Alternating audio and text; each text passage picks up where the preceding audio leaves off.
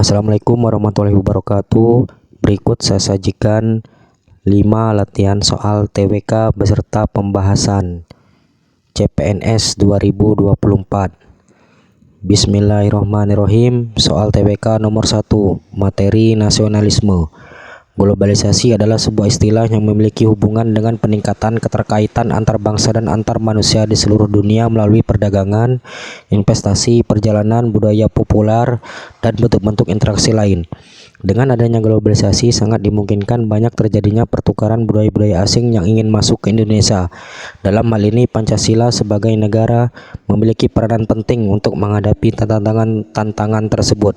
Karena Pancasila adalah A. Nilai dasar bagi berkembangnya budaya asing dan budaya asli Indonesia. B. Parameter untuk menentukan kecocokan budaya asing tersebut dengan budaya Indonesia. C. Nilai dasar untuk mendukung perkembangan budaya asli di Indonesia. D. Pendorong atau pendukung untuk menegakkan persatuan dan kesatuan bangsa. E. Nilai dasar untuk membentuk kebudayaan yang lebih baik dan beradab.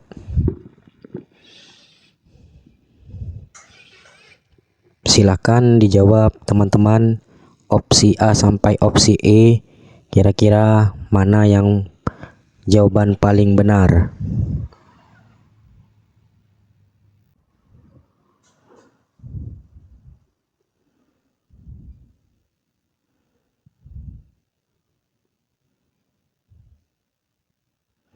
Baik, kalau sudah, jawaban dari soal nomor 1 adalah B. Parameter untuk menentukan kecocokan budaya asing tersebut dengan budaya Indonesia. Kita ke pembahasan soal nomor 1. Yang opsi A salah. Pancasila bukan hanya nilai dasar untuk berkembangnya budaya asing dan budaya asli, melainkan lebih sebagai alat untuk menilai apakah budaya asing tersebut sesuai atau tidak dengan budaya Indonesia. Jawaban B benar. Pancasila berfungsi sebagai parameter untuk menilai apakah budaya asing yang masuk sesuai dengan nilai-nilai dasar yang ada di Indonesia. Jawaban C salah. Pancasila mendukung perkembangan budaya asli, tetapi lebih dari itu juga memastikan bahwa budaya asing yang masuk sesuai dengan nilai-nilai Indonesia. Jawaban D salah. Pancasila memang mendukung persatuan dan kesatuan bangsa, tetapi bukan dalam konteks ini. Dan jawaban E salah. Pancasila memang mengandung nilai-nilai adab, tetapi bukan berfungsi untuk membentuk kebudayaan baru. Jadi jawaban yang paling tepat dari soal nomor 1 adalah opsi B. Baik, kita lanjut soal TWK nomor 2, materi nasionalisme. Hidayat merupakan mahasiswa Indonesia yang sedang melanjutkan pendidikannya di salah satu universitas ternama di benua Amerika. Setiap hari Senin ia selalu memakai baju batik saat ke kampus. Meskipun saat ini ia sedang berada di negeri orang, Hidayat selalu ingin menunjukkan kebudayaan Indonesia kepada teman-teman kuliahnya. Sikap yang ditunjukkan Hidayat ini menunjukkan bahwasanya ia memahami prinsip nasionalisme karena A. menunjukkan adanya sikap rela berkorban untuk bangsa Indonesia. B. menunjukkan kecintaannya terhadap budaya Indonesia. C. meyakini bahwa Pancasila merupakan prinsip dari dasar negara. D. memahami tugasnya sebagai warga negara. E. menunjukkan sikap upaya bela negara.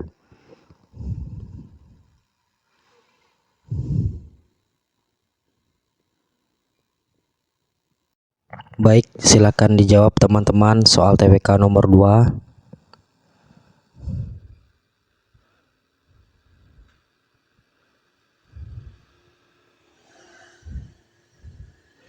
Baik, jawaban dari soal nomor 2 adalah B, menunjukkan kecintaannya terhadap budaya bangsa.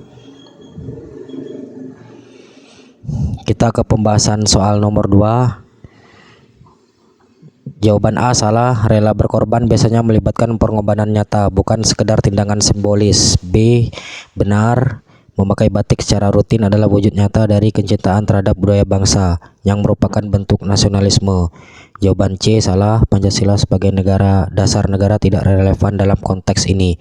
Jawaban D salah. Memahami tugas sebagai warga negara adalah konsep yang lebih luas, sedangkan Hidayat lebih menunjukkan kecintaannya terhadap budaya.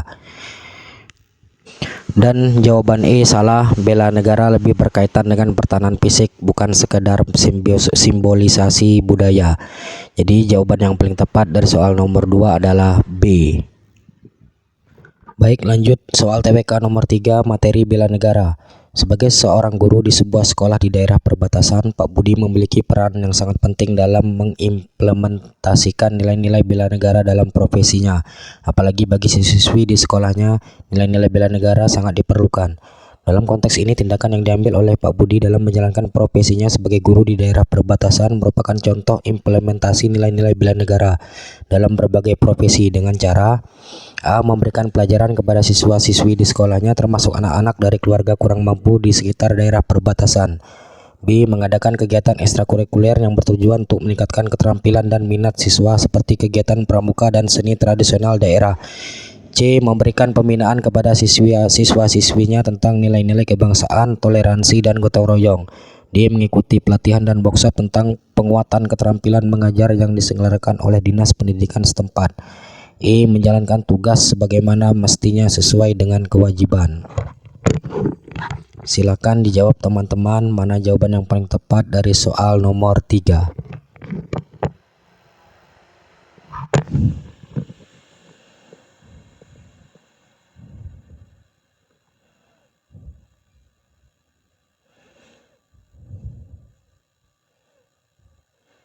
Baik, jawaban dari soal nomor 3 adalah yang A. Memberikan pembelajaran kepada siswa-siswinya di sekolah, termasuk anak-anak dari keluarga kurang mampu di sekitar daerah perbatasan.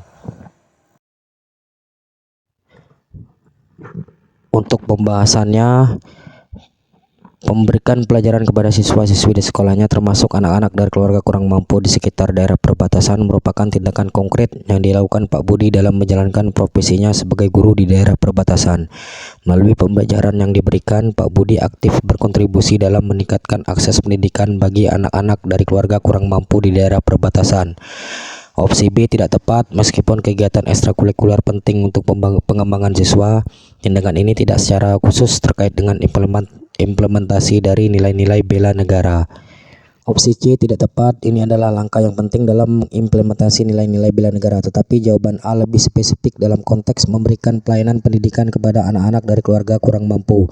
Opsi D tidak tepat. Meskipun penting untuk meningkatkan keterampilan mengajar, tindakan ini lebih terkait dengan pengembangan profesionalisme daripada implementasi langsung nilai-nilai bela negara dalam pendidikan siswa. Opsi E tidak tepat. Ini adalah langkah yang umumnya diharapkan dari seorang guru, tetapi jawaban A lebih spesifik dalam konteks memberikan pelayanan pendidikan kepada anak-anak dari keluarga kurang mampu. Dan jawaban yang paling tepat adalah opsi A, yaitu memberikan pelajaran kepada siswa-siswi di sekolahnya, termasuk anak-anak dari keluarga kurang mampu di sekitar daerah perbatasan.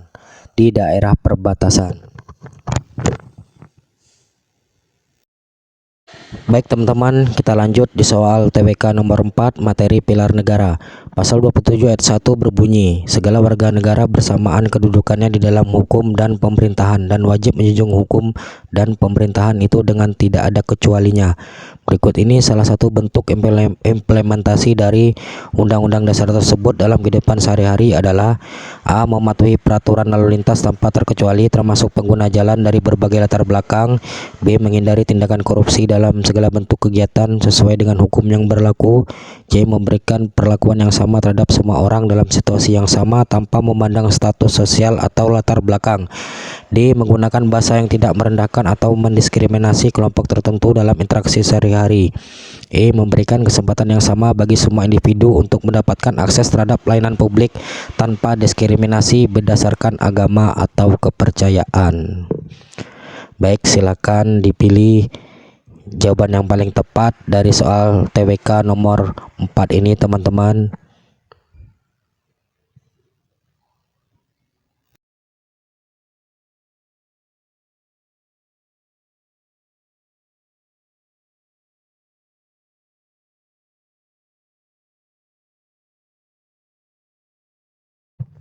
Baik, kalau sudah, jawaban dari soal nomor 4 ini adalah B. Memberikan perlakuan yang sama terhadap semua orang dalam situasi yang sama tanpa memandang status sosial atau latar belakang.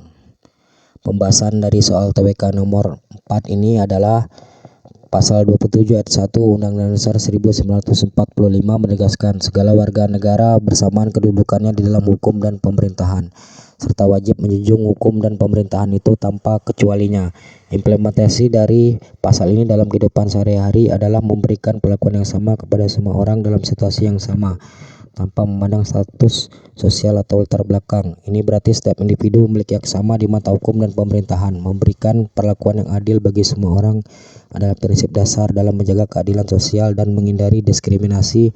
Dengan memberlakukan prinsip ini, masyarakat dapat menciptakan lingkungan yang inklusif dan merata bagi semua anggotanya. Alasan jawaban lain salah. A. Mematuhi peraturan lalu lintas tanpa terkecuali, termasuk pengguna jalan dari berbagai latar belakang. Meskipun mematuhi peraturan lalu lintas adalah contoh perilaku yang patut dijunjung dalam masyarakat, itu bukan merupakan implementasi langsung dari pasal 27 ayat 1 UUD 45 yang menekankan kesetaraan di mata hukum dan pemerintahan. B. Menghindari tindakan korupsi dalam segala bentuk kegiatan sesuai dengan hukum yang berlaku. Meskipun menghindari korupsi adalah penting dalam menjunjung hukum dan pemerintahan, ini bukan secara khusus merupakan implementasi dari kesetaraan yang diamanatkan oleh pasal 27 ayat 1 Undang-Undang Dasar 1945. D. Menggunakan bahasa yang tidak merendahkan atau mendiskriminasi kelompok tertentu dalam interaksi sehari-hari. Meskipun penting untuk menggunakan bahasa yang tidak diskriminatif, ini lebih berhubungan dengan etika dan norma sosial daripada langsung terkait dengan prinsip kesetaraan yang diamanatkan oleh pasal 27 ayat 1 UUD 45. E. Memberikan kesempatan yang sama bagi semua individu untuk mendapatkan akses terhadap pelayanan publik tanpa diskriminasi berdasarkan agama atau kepercayaan. Jadi jawaban dari soal nomor 4 ini adalah C. Lanjut soal nomor 5, materi integritas. Lina adalah seorang peneliti di sebuah institusi riset yang terkenal. Dia telah melakukan serangkaian eksperimen untuk sebuah penelitian yang tengah berlangsung. Lina menemukan bahwa hasil eksperimennya tidak konsisten dengan hipotesis yang diharapkan. Namun dia merasa tekanan untuk menghasilkan hasil yang sesuai dengan ekspektasi karena ada ekspektasi dari pihak sponsor penelitian yang berkepentingan untuk mendapatkan hasil tertentu. Hal berikut ini yang tidak disarankan untuk dilakukan oleh Lina adalah: A. Lina dapat memutuskan untuk melaporkan hasil sesuai dengan temuan fakta yang ditemukannya selama eksperimen, bahkan jika hasil tersebut tidak sesuai dengan harapannya atau harapan pihak sponsor. B. Lina dapat berdiskusi dengan anggota tim risetnya dan membagikan temuan tersebut untuk mendapatkan wawasan tambahan dan perspektif kolektif mengenai cara terbaik untuk menginterpretasi hasil. C. Lina dapat mempertimbangkan untuk mengkonsultasikan hasil risetnya dengan ahli independen atau peneliti lain di luar timnya untuk mendapatkan evaluasi yang objektif. D. Memilih untuk menyesuaikan beberapa data atau mencatat perubahan tersebut di laporan risetnya. E. Memberikan rekomendasi untuk penelitian lanjutan atau penelitian tambahan untuk menjelaskan anomali tersebut.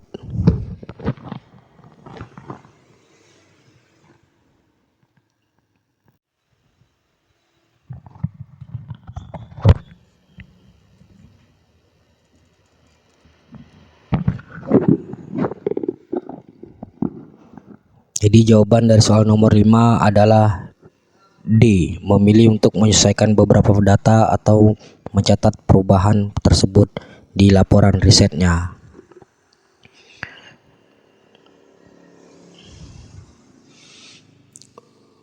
Untuk pembahasan soal nomor 5, materi integritas. Tindakan Lina untuk menyesuaikan data akan merugikan integritasnya sebagai peneliti, meskipun dia berpendapat bahwa ini akan membantu mempertahankan dukungan finansial dan reputasi tim risetnya. Hasil riset yang dimanipulasi tidak hanya merugikan perkembangan ilmiah, tetapi juga dapat merusak reputasi Lina dan kepercayaan pihak-pihak yang terlibat. Ini juga dapat menghasilkan konsekuensi hukum dan etika yang serius. Dalam konteks ini, tindakan tersebut tidak sesuai dengan integritas inti, khususnya kejujuran. Menyesuaikan data untuk memenuhi harapan atau agenda tertentu adalah pelanggaran etika penelitian dan melanggar prinsip-prinsip dasar kejujuran dalam praktik ilmiah. Jadi jawaban yang paling tepat dari soal nomor 5 ini adalah opsi D. Memilih untuk menyesuaikan beberapa data atau mencatat perubahan tersebut di laporan risetnya. Baik, demikian 5 soal latihan TWK pada kesempatan kali ini. Terima kasih teman-teman yang sudah menonton. Semoga bermanfaat bagi teman-teman semua. Assalamualaikum warahmatullahi wabarakatuh.